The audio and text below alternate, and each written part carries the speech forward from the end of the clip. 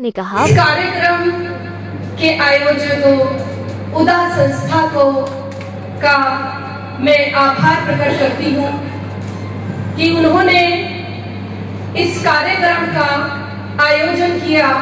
इस महत्वपूर्ण मुद्दे पर आरक्षण दिवस जो 26 जुलाई को मनाया जाता है, उस पर विचार विमर्श करने के लिए मुझको बुलाया और मुझे ये सम्मान दिया।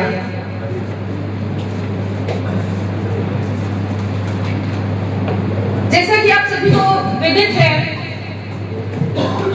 कि हम यहाँ पर आज आरक्षण के बारे में चर्चा करने के लिए एकत्रित हुए हैं। सबसे पहले इसके हिस्ट्री में जाते हैं, इतिहास में। देखिए, मेरा बहुत ज्ञान नहीं है, बट जितना थोड़ा बहुत है मैं आप लोगों के साथ शेयर करना चाहती हूँ। 124 वर्ष पहले, आज से लगभग 124 वर्ष पहले 26 जुलाई 1902 को कोल्हापुर रियासत के राजा छत्रपति शाहूजी महाराज ने एक आदेश पर हस्ताक्षर किया। आदेश क्या था? राज्य की सरकारी नौकरियों में 50% आरक्षण वंचित और पिछड़े वर्ग के को दिया जाएगा। सोचिए, उस समय ना संविधान था, ना लोकतंत्र, ना वोट बैंक, ना ही उन्हें इस आरक्षण से कोई राजनीतिक लाभ था। फिर यह आरक्षण क्यों दिया गया? यह आरक्षण इसलिए दिया गया क्योंकि उनकी अलग सोच थी। उनकी सोच थी समानता की, उनकी सोच थी न्याय की, इसलिए यह आरक्षण दिया गया। उन्होंने देखा कि उनके दरबार में जो एडमिनिस्ट्रेशन पोस्ट पे, प्रशासन की कुर्सियों पर बैठे थे, वो सिर्फ पूरी जनसंख्या के 3-4%, एक ही समाज के 3-4% लोग बैठे थे। बाकी 96% लोगों की कोई आवाज नहीं थी। डिसीजन उन 96% लोगों के लिए भी लिए जा रहे थे, लेकिन उनकी कोई आवाज नहीं थी। ये आरक्षण की शुरुआत वहां से हुई, और ये आरक्षण कोई सुविधा नहीं है, ये आरक्षण एक प्रतिनिधित्व है। इसका मतलब कि आरक्षण में जो निर्णय लेने वाली जो कमेटी है, उस निर्णय लेने वाले लोगों में वंचित और पिछड़े समाज के कम से पूरे 50% लोग बैठेंगे, तब निर्णय होगा। अब मैं थोड़ा सा बताऊंगी कि सुविधा और प्रतिनिधित्व में क्या अंतर है। उसको एक एग्जाम्पल से समझने की कोशिश करेंगे कि जैसे गांव में एक पंचायत की मंडली हो रही थी, बैठक हो रही थी, और एक तालाब के पानी का बंटवारा होना था। अब तालाब के पानी के बंटवारे बैठक खत्म होने के बाद 1 बाल्टी 2 बाल्टी पानी एक वर्ग को, वंचित वर्ग को दिया गया। तो ये है सुविधा। तो प्रतिनिधित्व क्या है?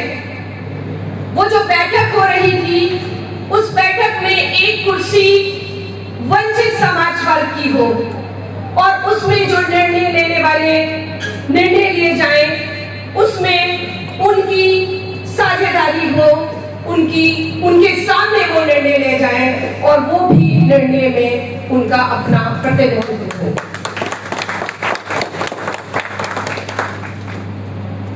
और सुविधा से आप लाभार्थी होंगे, लेकिन प्रतिनिधित्व से आप निर्णयकर्ता होंगे। सुविधा कभी भी वापस ली जा सकती है, प्रतिनिधित्व संविधान का दिया हुआ अधिकार है। सुविधा एक गरीबी का रोकने का उपाय है, और प्रतिनिधित्व जो अब तक करने का उपाय है। तो अब हम समझेंगे पहले कि आरक्षण है क्या।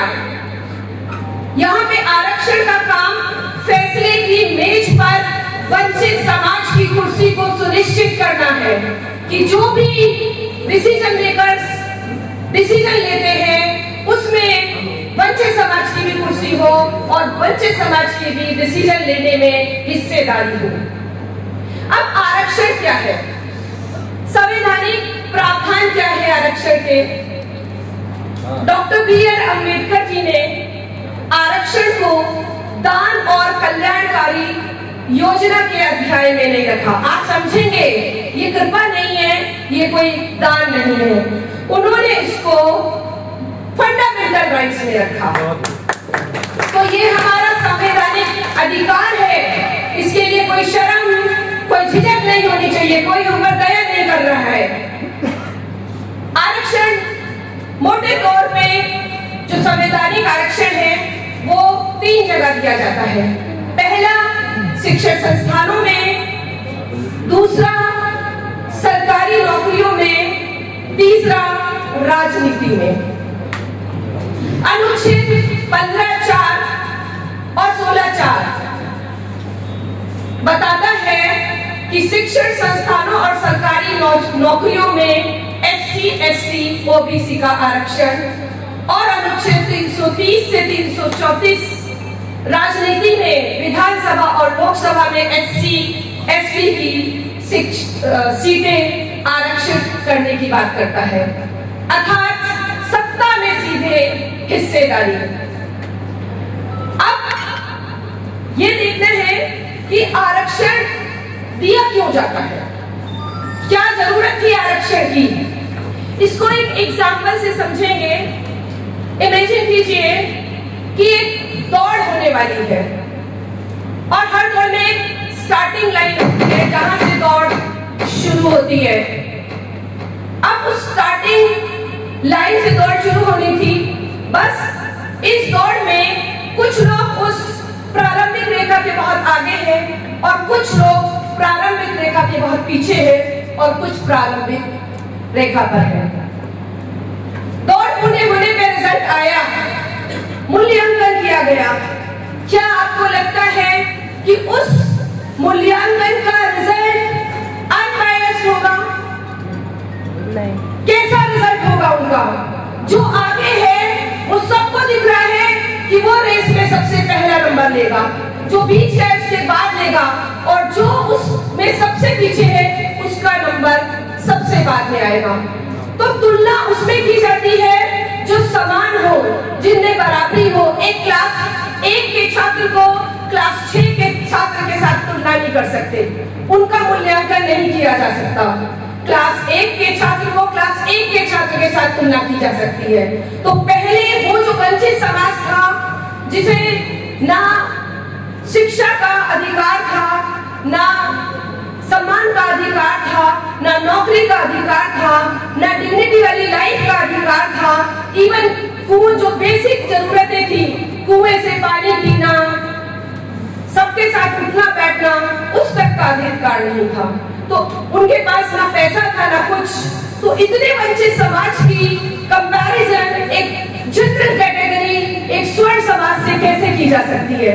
इसीलिए इस आरक्षण को लाया गया कि एक समाज जिसके पास खाने को रोटी नहीं है, जिसका अभी पहली जनरेशन शायद पढ़ रही हो, उसका कंपैरिजन उस समाज से किया जाता है जिसकी अभी तक कितनी जनरेशन पढ़ चुकी है, जिनके पास सारे अधिकार हैं।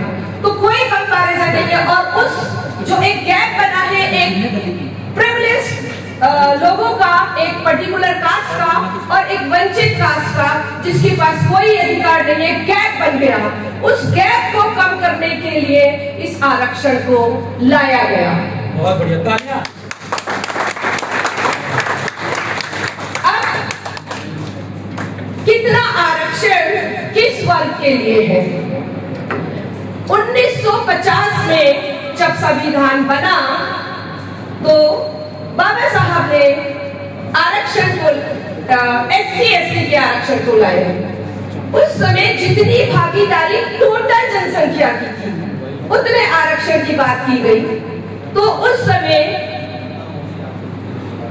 एचसी की जो भागीदारी थी टोटल पॉपुलेशन में वो 15% थी और एसटी की 7.5%। तो जितनी भागीदारी थी उतनी हिस्सेदारी, उतना उनको प्रतिनिधित्व देने की बात थी। तो सबसे पहले आरक्षण जो 1950 के संविधान में था वो एससी वर्ग और एसटी वर्ग के लिए था। ओबीसी का आरक्षण उस समय नहीं हुआ था। उसका कारण था क्योंकि ओबीसी का जो जनसंख्या थी कि वो कितने परसेंट है वो क्लियर नहीं थी। उन्हें आश्वासन दिया गया कि जैसे ये क्लियर होगा आपको भी आरक्षण दिया जाएगा। अब ओबीसी का आरक्षण बहुत बीच में हुआ। उसके बाद 1993 में मंडल आयोग की सिफारिशों के दौरान हुआ। उस समय 1993 में 3 इंपॉर्टेंट बातें हुई सुप्रीम कोर्ट के द्वारा। पहला 27% रिजर्वेशन ओबीसी का, अदर बैकवर्ड क्लासेस का, और टोटल रिजर्वेशन का 50% तय हुआ। यानी कि एससी एसटी ओबीसी का रिजर्वेशन 50% से ऊपर नहीं होगा। और तीसरा, प्रमोशन में आरक्षण को समाप्त किया गया। ये 3 बहुत महत्वपूर्ण बातें थी 1993 की। अब चौथा आरक्षण जो ईडब्ल्यूएस, इकोनॉमिकली वीकर सेक्शन, आर्थिक रूप से कमजोर वर्ग, ये आरक्षण 2019 में लागू हुआ। और आप देखिए जो ओबीसी का आरक्षण था उसमें क्रीमी लेयर को लाए गए। उनकी जो जनसंख्या जो भी मंडल आयोग ने करा लगभग 64-65% और उनको आरक्षण 27% दिया गया क्योंकि आरक्षण की सीमा 50% सुप्रीम कोर्ट के द्वारा निर्धारित कर दी गई थी। और इसलिए टोटल आरक्षण अगर हम लगाए एससी एसटी ओबीसी 15%, 7.5% और 27%, तो ये 49.5% था। उस समय क्रीमी लेयर लगाई कि 8 लाख से नीचे की इनकम जिनकी है उनको ओबीसी का आरक्षण मिलेगा। लेकिन 2019 में हमारे प्रधानमंत्री जी ने एक नया आरक्षण लागू कर दिया।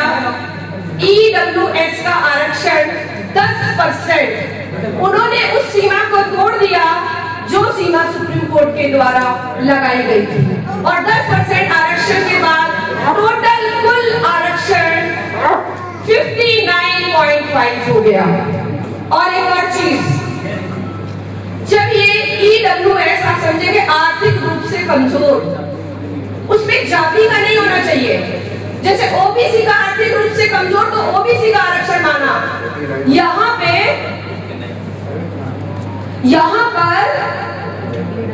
ईडब्ल्यूएस का जो आरक्षण है उसमें ईडब्ल्यूएस के आरक्षण में आप देखिए इस आरक्षण को जनरल आरक्षण नहीं कहा गया, जबकि स्पेशली जनरल कास्ट के लिए था। इस आरक्षण को पाने के लिए पहले जनरल कास्ट का सर्टिफिकेट दिखाना पड़ता है, तब यह आरक्षण मिलेगा। और आरक्षण को बनाने का एक प्रोसेस होता है। पहले कमीशन बनता है, वो उसमें पूरा उसकी रिपोर्ट देखी जाती है, डेटा कलेक्ट होता है, उसके बाद सिफारिशें दी जाती है, सिफारिशों को सदन में प्रस्तुत किया जाता है और उसके बाद सदन में वो पास होता है, उसके बाद आरक्षण लागू होता है। लेकिन इस 2019 में ईडब्ल्यूएस का जो आरक्षण था उसमें कोई भी इस तरह की प्रोसेस को फॉलो नहीं किया गया, सीधे के सीधे आरक्षण लागू कर दिया। किसी ने आवाज भी नहीं उठाई। जब आरक्षण से लोगों को दिक्कत है तो इस आरक्षण में आवाज क्यों नहीं उठाई? किसी वर्ग ने आवाज नहीं उठाई क्योंकि हम लोग अवेयर ही नहीं है कि क्या हो रहा है। और आप देखेंगे कि ये जो आरक्षण है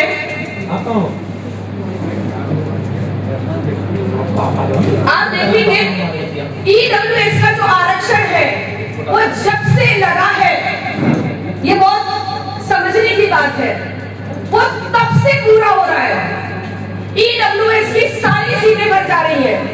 और अभी एक इंडियन एक्सप्रेस की रिपोर्ट के द्वारा 2025 में यूपीएससी क्लियर करने वाले ईडब्ल्यूएस में 104 कैंडिडेट थे, जिसमें 67 कैंडिडेट ऐसे थे जो महंगे कोचिंग में पढ़ रहे थे, जिनकी फीस 2.5 लाख से ज्यादा थी। उसमें 28 कैंडिडेट ऐसे पास हुए जिनके बहुत अच्छे बिजनेस चल रहे थे। उसमें 10% ऐसे कैंडिडेट थे जो एमएनसी मल्टीनेशनल कंपनी में जॉब कर रहे थे, और 14% ऐसे कैंडिडेट थे जो बड़े इंडिया के बड़े इंस्टीट्यूट से पढ़े हुए थे, जैसे आईआईटी और एनआईटी। क्या आप कह सकते हैं कि क्या वो आर्थिक दायरे में आ रहे थे, कमी के दायरे में आ रहे थे? क्या वो सही में ईडब्ल्यूएस के थे? लेकिन उनके लिए कोई आवाज नहीं थी। अब आरक्षण की स्थिति देखते हैं कि आरक्षण की स्थिति अभी क्या है। ये तो मैंने आपको बता दिया कि ये संवैधानिक आरक्षण बनाया गया, दिया गया हमको, लेकिन क्या ये पूरा आरक्षण दिया जा रहा है? अब आप देखिए कि आरक्षण, पहले तो मैं ये बताना चाहती हूँ, जितनी टॉप पोजीशन सीट से हर डिपार्टमेंट की, चाहे वो साइंटिस्ट की हो, आईआईएम की हो, आईआईटी की हो, टीयू की हो, जितने भी कॉलेजेस हैं उसमें बैकलॉग भरा नहीं गया। वहां एक टर्म की दी जाती है, कंपटीशन क्लियर करके लोग आ जाते हैं। इंटरव्यू में उसमें उनके 70-80% है, 90%। इंटरव्यू में उनको 3, 4, 10 और एक टर्म दी जाती है NFS, नॉन फाउंड सुटेबल, कि कोई भी सुटेबल कैंडिडेट को पाया नहीं गया, इसलिए इस वर्ग की सीटें खाली छोड़ी गई और उस वर्ग की सीटों को जनरल सीटों से भर दिया जाता है और लेटरल एंट्रीज में जनरल कैंडिडेट्स को उसमें लाया जाता है। तो आरक्षण संविधान में तो है, लेकिन क्या वो प्रतिनिधित्व मिल रहा है जितना दिया गया है? ये विचारणीय प्रश्न है, ये सोचनीय प्रश्न है। आरक्षण रिक्रूटमेंट में फिल नहीं किया जाता। अभी मेरे पास बहुत सारा डेटा है, लेकिन अभी इतनी समय की कमी की वजह से मैं नहीं बता रही, लेकिन मोटे मोटे तौर पर बता रही हूँ। इतनी सीट्स निकलती हैं, उसमें एससी, एसटी, ओबीसी का आरक्षण को पूरा नहीं किया जाता। पर्टिकुलर कास्ट में जनरल का जो कोटा है वो डबल करके उसको पूरा किया जाता है। सेम है। और शेम के साथ हम लोगों पर भी शेम है, हम अवेयर नहीं है, हम लोग लड़ नहीं रहे। संसद में हमारी आवाज उठाने वाले लोग आवाज नहीं उठा रहे, चुप भी बांधे हुए हैं। अब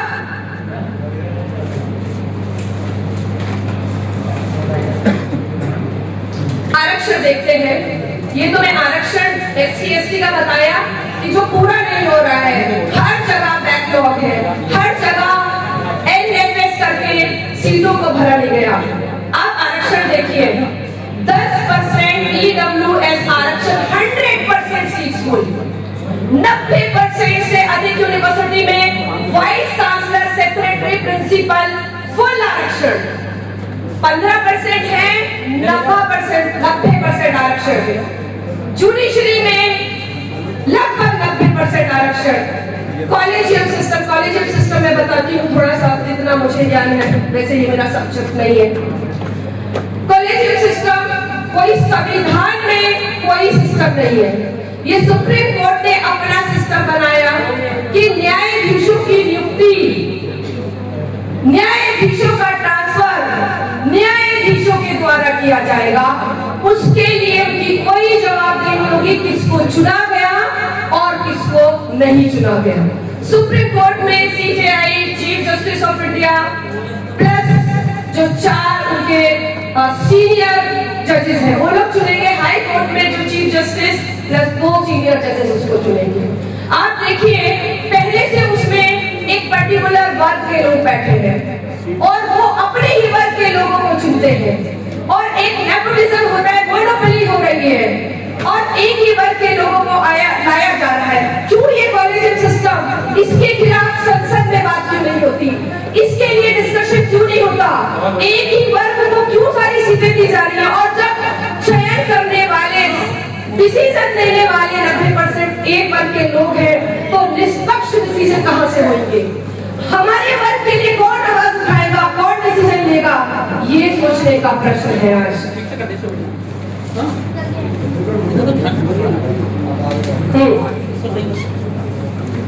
80% से अधिक विधायकी आरक्षण, MP, MLA, MLC, वंशवादी प्रक्रिया, एक नेता, उनका बेटा, उनका पोता, क्यों? क्या और लोग काबिल नहीं है? 90% top post administrative seats, IAS, IFS, IPS, सारी एक वर्ग को।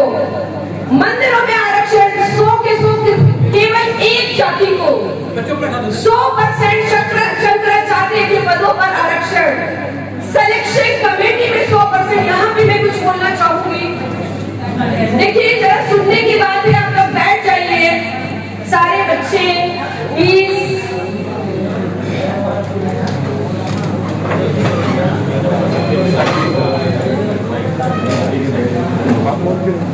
सिलेक्शन कमेटी आप समझ रहे हैं, जो कमेटी जॉब के बाद इंटरव्यू लेती है और कैंडिडेट को सेलेक्ट करती है और एक वंचित वर्ग के लोगों को NFS नॉन फॉर्म सूटेबल करके सिलेक्शन नहीं करती, इंटरव्यू में कम नंबर देकर सिलेक्शन नहीं करती।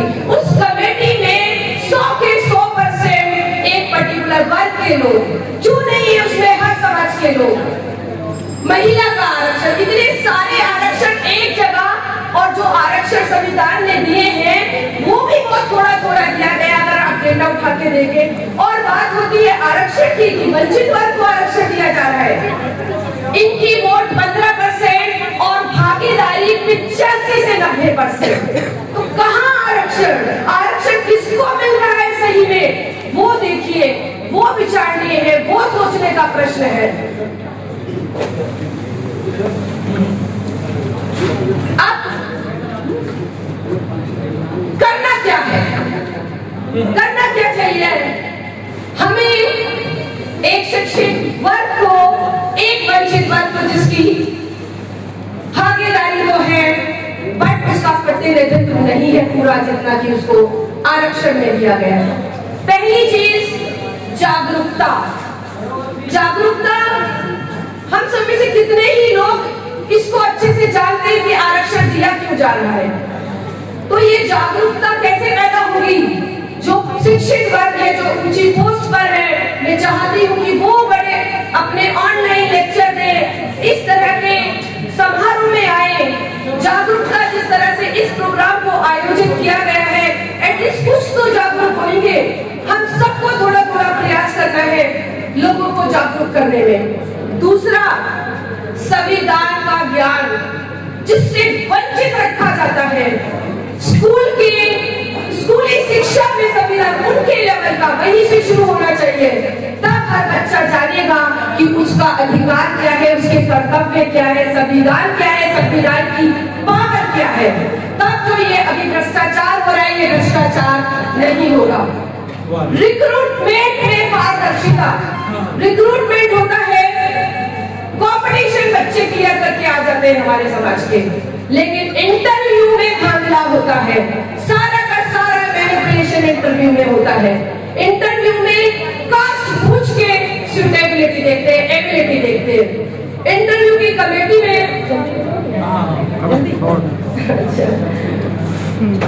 तो इंटरव्यू में पहली चीज तो कि एकदम क्लियर होना चाहिए, कोई भी कास्ट या नाम ना पूछा जाए, एक कोड के बेसिस पे इंटरव्यू हो। इंटरव्यू का में हर वर्ग का 1% होना चाहिए, SC, ST, OBC, जनरल, और सब नंबर देके जो कॉमन नंबर दिए जाए उस पर इंटरव्यू का सिलेक्शन होना चाहिए। उस समय पता चलेगा कि NFS किसको दिया जा रहा है, वंचित समाज को या जनरल समाज को।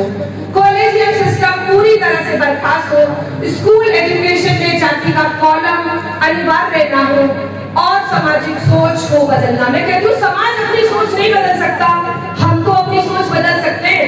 पहले हमें अपने आप को रिस्पेक्ट देना होगा, तब समाज रिस्पेक्ट देगा। क्यों कमी? पहले एक्सेप्ट करें आप किस जाति के हैं, और उस जाति के लोग कम नहीं है। प्रकृति ने सबको दिया, टैलेंट किसी एक वर्ग का नहीं है, टैलेंट हर वर्ग में है, लेकिन उस वर्ग के टैलेंट को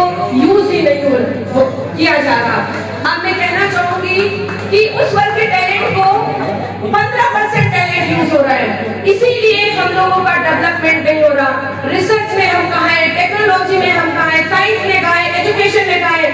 अगर पूरा 100% टैलेंट यूज हो तो हम विश्व गुरु बन सकते हैं, हम ग्लोबल लेवल पे अपना एक स्थान बना।